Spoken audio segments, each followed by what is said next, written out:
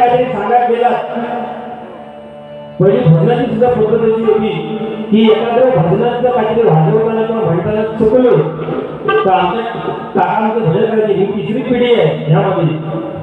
तर काका आमच्या सांगायला चुकला तुझा काका तुझ्या खाली मान घालायचो आणि सुधारायचा प्रयत्न करायचो तेव्हा रिस्पेक्ट होतो. आता तुम्ही एखाद्या कानात जावा हे काय काय वाजायचं तर तो काय सांगतो छोटा आणि तुझा भजन तुम्ही घरा. ही सध्याची परिस्थिती आहे म्हणजे कोणा बोलायचा ती सुद्धा भीती आहे. ही सध्याची परिस्थिती आहे. प्रत्येक म्हणतो आपलं खरं मीच मोठा. एकदा असा जरा एक चांगले मूर्तिकार होतो चांगले मूर्तिकार आणि एक दिवशी मला स्वप्नात येऊन गेलो कुठे तुका मी घेऊन येणार. आता घेऊन म्हणालो येऊन स्वप्नात सांगलं ना खराब झाला तर म्हणाले ना आपल्यासारखे सेम टू सेम 7 मूर्ती तयार केल्या स्वतःसाठी. 7 मूर्ती तयार केल्या रात्रभर जागरण करून आणि झाला बाबा येऊन येतो काय झालं बरोबर 7 मूर्ती मध्ये जाऊन बोलून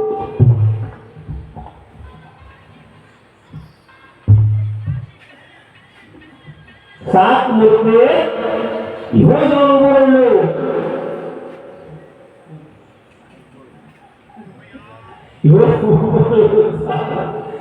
आणि येऊन येऊन दशात जसं उभो येऊन म्हणायला लागलो त्याचं वाळाला कसं येऊन चुकी करून चालू केलं नाही. वा म्हणालो काय मूर्तीला मूर्त्या बनवलेलो काय म्हणता येईल. अरे वा म्हणालो काय मूर्तीला मूर्त्या बनवलेलो पण हे चूक केलं काय येऊन काय म्हणालो काय मूर्त्या बनवल्या पण या काही चुकीच्या केल्या. त्याबरोबर तो मूर्तिकार होतो मूर्तीमध्ये बसवलो काय चुकला येऊन म्हणालो हा चुकला चला. ही सध्याची परिस्थिती आहे म्हणून सांगतो जर तो मी कोणाच्या बाहेर नसतो तर तो वाचतो असतो. तर काय एक जोडतो वाद ठीक आहे पण ज्यावेळी त्याचा मरण असता त्यावेळी त्याच्या एका क्षणात सुद्धा काय मिळणार त्यावेळी त्याच्या जागजाग लागला. म्हणून म्हणतोय गणित मी कोणा करायचं नाही बरोबर करायचं म्हणून म्हणतोय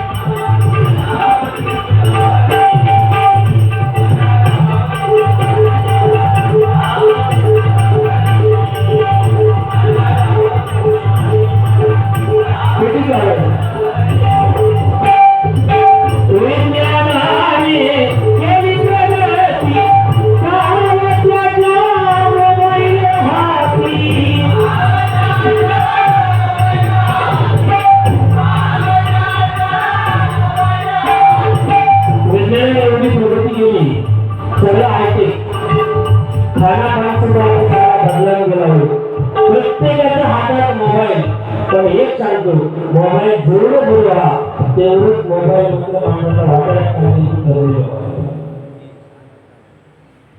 काही जरी असला तरी सगळा मोबाईल लहान लहान मुलं सुद्धा